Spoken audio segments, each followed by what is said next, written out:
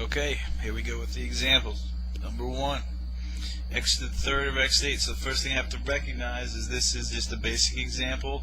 We're dividing x to the third divided by x to the 8th, the same base. Shortcut is to subtract. So I go x to the 3 minus 8 and see what I get. Okay, so you have to recognize here that I'm going to end up with -5, right? And then remember, the directions will be to never leave a negative exponent in your answer. So if you end up with a negative, then you're going to have to apply that negative exponent rule. So your final answer should be 1 over x to the 5th, right? X to the -5 is 1 over x to the positive 5. Alright, next example. A little more complicated here. I got basically 2 problems in one. I got x divided by x to the third, y divided by y to the 5th. There's no powers here for x and y. Whenever there's no power given, then you can assume the power is 1, because the power is 1. Okay, so you can put the 1s in there if you want. So I go x to the 1 minus 3. So the x power should be -2. And then it should be y to the first minus 5. 1 minus 5 is -4. So again, I end up with negative exponents. So I can't stop there. I got to apply my negative exponent rule. So x to the -2 is 1 over x to the 2. Y to the -4. Remember, this is multiplication now. When they're just next to each other like that, right? After you simplify, y to the -4 is 1 over y to the 4. So eventually you might not have to do this extra step. In other words, they both end up in the denominator in the bottom because they are both negative. So my final answer can be written this simply: 1 over x squared y to the 4th. Okay? Similar problem here. Number 3, first thing I can recognize, look at this. I got y to the 3rd over y to the 3rd. That's one number divided by itself. Right? Or if I did the subtraction, it'd be 3 minus 3, you get 0. Either way, you're going to be left with the 1. What I do is just cross them out right away. Those are gone. Okay? The difference in this problem, I have a fraction, 18 over 15. So really I'm going to handle this as 3 problems. Right? Just break it up. Don't let the big problem mess you up. There's one fraction I have to reduce. There's no exponents there, right? Just reduce the fraction. And I'm going to deal with this guy like we've done before. Use our subtraction rule. Then I'm going to deal with this guy. Okay? So let's see what happens here. 18 over 15, I can take 3 into both of those. Gives me 6 over 5. And it's still negative. Alright. X to the 4th over x to the 5th, that'll give me x to the -1, right? 4 minus 5 is -1, so I'm going to skip a step, see if you like this, and put the x to the first in the bottom. Alright, 4 minus 5, -1, so I know it goes in the bottom, +1, although there's no 1 here. And then z to the 8 minus 2, that's z to the 6, that can stay up top, and I'm done. Okay, number 4, different rule.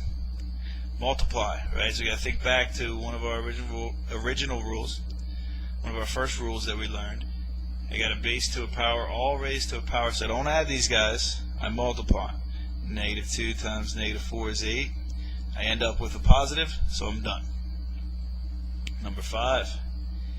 So here I have x to the 3rd times y to the -1 times x to the 5th times y to the 4th. So what can I do? I can multiply the two x terms together. X to the 3rd times x to the -5. The shortcut rule is to add. Right? Add x to the -2. And now I deal with the y terms and I add those exponents as well. Right? Because we're multiplying here, the shortcut is to add. Y to the -1, y to the 4th, y to the 3rd. Now I'm not done yet, right? The y guy's okay, the y expression, but the x is negative. That's got to go down in the bottom. Okay, so the positive exponent stays up top, and we can write this as one fraction. The negative exponent goes to the bottom, becomes positive. Alright, moving on. Number 6. -2 to the 3rd. So remember, if you want to do this extra step, I'm raising each part of these guys to the 3rd power. So it's -2 to the 3rd, and then it's y to the, that's a 3. Y to the 3rd to the 3rd. Okay, so again, this isn't an exponent, so I just do what it tells me to do. It says raise negative 2 to the third power. That means negative 2 times negative 2 times negative 2, which is actually negative 8. Okay. No exponent in here. Just raise negative 2 to the third. Negative 2, negative 2, negative 2. Now, y to the third, then I need an exponent rule. So I got this exponential expression raised to the third. I got to multiply those two. Don't add, multiply. So it becomes y to the ninth. And there's my final answer. Remember, that negative is just a negative number. It's not a negative exponent. So I can leave it just like that. That's good. Okay, moving on. Same thing here. The three parts of this product raised to the second power. So negative 3 to the second is 9. X to the fourth to the second is x to the eighth. Multiply. And y to the seventh to the second is y to the 14th. Alright, so I'm using different rules for my exponents, these two expressions, than I am for the negative 3. Negative 3 times negative 3 is positive 9. Alright, moving on. Again, handle this like 3 separate problems. 6 divided by 3 is 2. X to the fourth over x to the third is x to the first. 4 minus 3 is x to the first. 5 minus 6 is negative 1. Right, so that y is going to go on the bottom. Number 9. So here I have this expression times this expression. So multiply the negative 2 and the 6. Again, no exponents there. You got to deal with those numbers like you always would. That's negative 12. And then multiply x squared times x to the negative 2. That's x to the 0. Right? When you add 2 to negative 2 using that shortcut rule, that's x to the 0. That's 1. So I can leave that guy out of it. And then the y to the negative 1 times y to the negative 1. Add your exponents, y to the negative 2.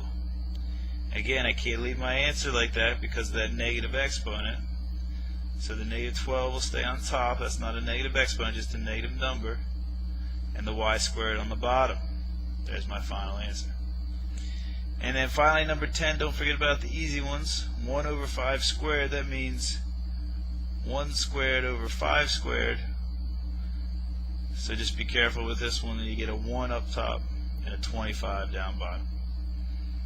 Okay, so you got a lot of practice to do with this chapter, a lot of different rules to learn, so you got to really do a lot of problems in order to get them down.